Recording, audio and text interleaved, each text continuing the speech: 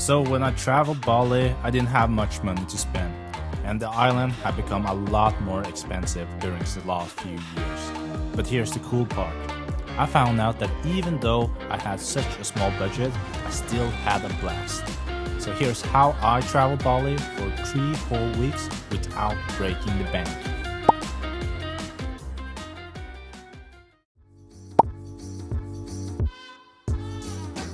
So one of the things that Bali does best is actually food, especially when it comes to breakfasts and healthy foods. There's a lot of trendy places and a lot of cool coffee shops all over the island, and those coffee shops are actually great places to do some work.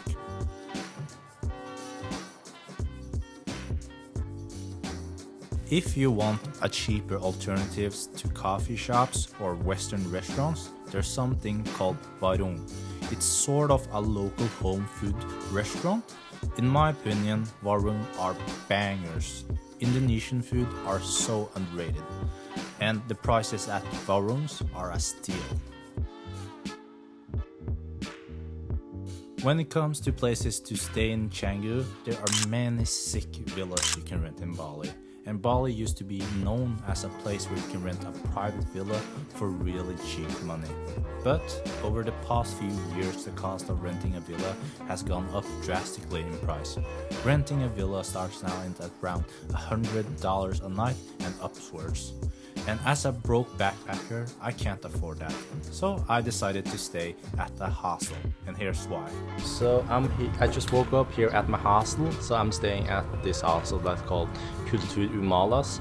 It's in Umalas, which is a little bit outside of Canggu, but it's not that bad. It's about a 7-minute drive into Canggu.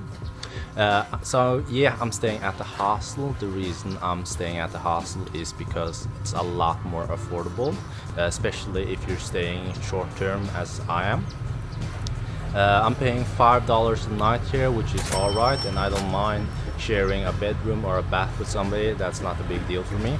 Since I'm staying at a hostel, which is a lot cheaper, means that I can use my money on other things that I also need, like this guy.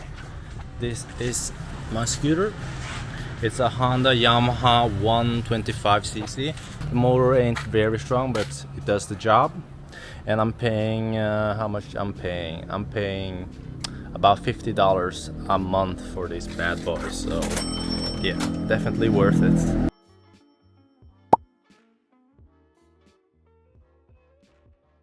You guys rent surfboard here? Surfboard? What? Yeah. We have Yeah. How much is for 1 hour? 1 hour, 50,000. 50,000? Alright. Can I have one board? And then, yeah. Okay. Berava Beach is a great place to surf, especially if you're an intermediate surfer or a beginner like me. Berava is also the place I found myself most at, just because I either surf there during the morning or I chilled there for sunset almost every night. And I never had to spend any crazy money while hanging around Berava Beach. But there are a lot of beach clubs all around the area. I was at a beach club once for sunset, I think, and I paid 250,000 for a meal and a drink, if my memory served me correctly. And in my opinion, that's not crazy expensive. But most of the time I just hung around the bars and bought coconut for sunset, and it was like 80,000 I spent totally for the whole evening. And if you ask me, that's pretty cheap.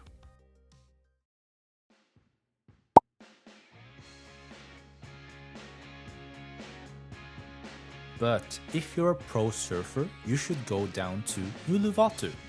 Sulubon Beach is the name of this place, and not only is it stunningly beautiful, but it's also a free place to hang around. I don't know how much it costs for a surfboard rental here, because I didn't have the cojones to surf here. Waves are freaking huge.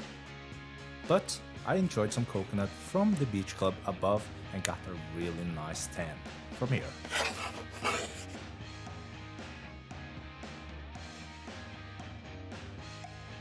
In Uluwatu, I stayed in a guest house. If you haven't heard about it before, it's basically a hotel room, but instead of being in a hotel, it's on a private property or a villa. I hope that made sense. Anyways, you'll get your private room and you'll get your private bathroom, but the kitchen and main areas like the pool are shared. And what you'll notice is that rental prices are a lot cheaper in Uluwatu than Canggu. For this room, I only paid 100,000 rupees a night, which is really affordable, if you ask me. Bali is known for their sunset and magical moment during the golden hour. The most beautiful sunset I've experienced in Bali was in Pantai Nugalam. I probably butchered the name, but you can see on the screen how it's spelled. It's not the easiest place to get to. You have to hike down from a cliff through the jungle. It takes about 20 to 30 minutes to get down, but compared to a lot of other beaches in Bali, it's not crowded. And the beach here is actually really beautiful compared to the beaches in Canggu.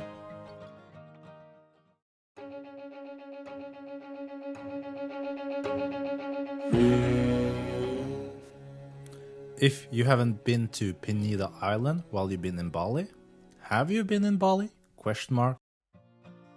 You can get to the Penida Island from Sanur Harbor.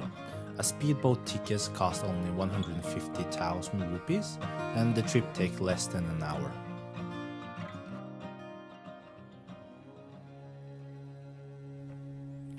When you are in Penida Island, you have to check out Angel Billabong and Broken Beach. It's one of the main attractions of the island, so it can be a little bit crowded if I'm being totally honest, but it's with good reason. The landscape and natural beauty is something you see from the Discovery Channel, and best of all, it's completely free. It's definitely one of the finest places I've flown my drone, and it was so beautiful that I wanted to capture as much as possible, and I kind of got carried away.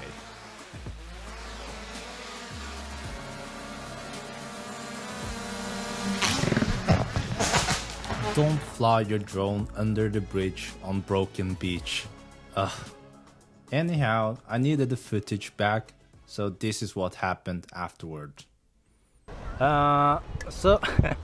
So something really interesting happened today at Broken Beach. I tried to fly through under the rock that is kind of the bridge through the huge hole, and I ended up crashing my drone on the cliff. So that was a real bummer because it's gonna be real expensive to retrieve it now. I just rented a boat. Okay, all right, there's the boat. And we're going to Broken Beach and try to retrieve the drone. So wish us good luck, and yeah, hopefully we'll find. If not, I'm gonna be out of a bunch of money. Captain Jack? Yeah. Is that your name? Captain Jack? Yeah. Okay. What is your name? My name is Tuan. Yeah. Tuan. We were snorkeling under the bridge of Broken Beach for a good 20 minutes, or the people I paid snorkel under the bridge. I didn't want to get my hair wet, plus I'm a terrible free diver. Anyways, in those 20 minutes we found many other drones. Apparently it's a common place where drone crashes. I'm not gonna lie, I felt a little bit better about myself when I found that out. But in the middle of it all, out of nowhere, we were visited by this beautiful manta ray. Truly a gentle giant. It was magical. And after a good 35 minutes of snorkeling, we, or they, finally found my drone. Hallelujah. That's another drone. Another drone. That's mine. Bangus. Kerling King Beach is also worth checking out. It's completely free and low-key, a hell of a workout. What I would recommend you to do is don't bring sandals when you come here, because it's a difficult trek down. There's a lot of rock and it's really steep. So bring footwear that give you a good grip. Other than that, it's a beautiful place and enjoy the experience. Bring swimming wear also if you plan to take a dip, but just to let you know, the waves get really big here.